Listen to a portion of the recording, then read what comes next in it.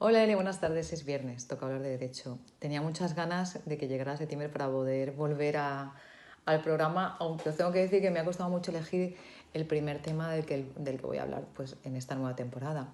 El otro día, leyendo un poquito en Facebook, poniéndome un poco al día de lo que había pasado, encontré un comentario que hacía un amigo que tengo en Facebook, se llama, desde aquí lo saludo, Miquel Zaragoza, que hablaba de la expresión que no te las den con queso.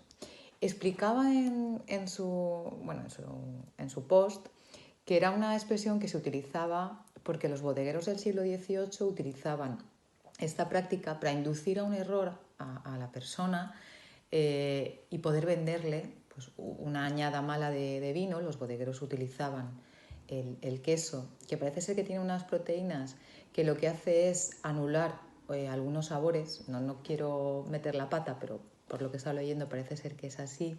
Y entonces se les ofrecía queso a los clientes y a continuación un vino no tan bueno y al final estas personas pues acababan comprando ese vino porque la combinación con el queso hacía que ese vino no supiera tan mal. Cuando llegaban a casa y ya no tenían el queso, pues lo probaban y se daban cuenta que habían sido engañados.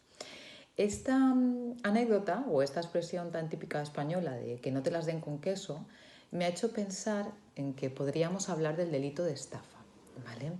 Al final, esta expresión concuerda con todos los requisitos que establece el Código Penal para entender que un engaño es objeto de un delito de estafa.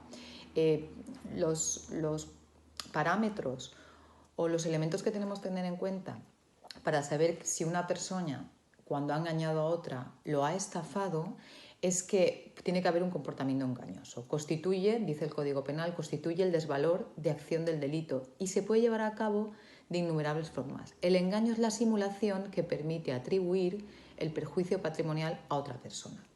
El error producido debe causar un daño, en este caso un daño patrimonial, una merma del patrimonio o una acción que le haga que perjudique a la persona que ha sido engañada o estafada.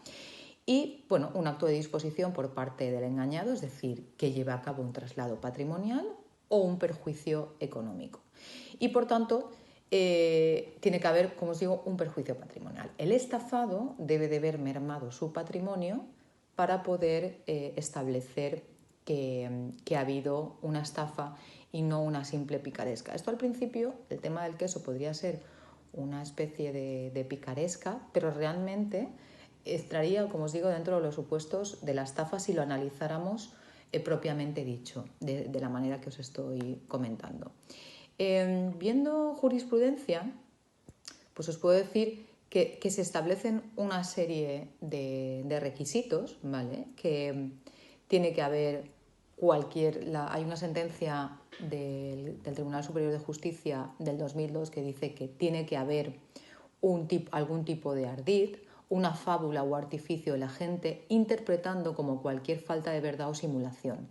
Y eso admite diversas modalidades. Aquí estaríamos totalmente igual. Hay una puesta en escena, la persona va a comprar un vino y entonces a priori y a sabiendas de que ese vino que se le va a ofrecer es malo, se le ofrece antes el queso para anular esa voluntad o para conseguir que se pueda producir un artificio lo suficientemente veraz para conseguir que esa persona compre un vino que no hubiera comprado si hubiera sabido que ese vino, si hubiera podido probar ese vino sin haber anulado su gusto con el tema del queso. Entonces, bueno, como os digo, y en aspectos amplios habría que ver en un juicio, es mucho más complejo, pero como hecho delictivo estaríamos hablando que tiene los elementos objetivos necesarios para poder considerarse una estafa, sobre todo cuando se ha hecho con conocimiento y de una manera totalmente específica para conseguir ese objetivo, es decir, que se lleven ese vino,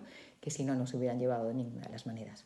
Bueno, dicho esto, nos escuchamos el próximo viernes y bueno, os deseo que la vuelta a la normalidad sea lo más fácil posible. Un saludo.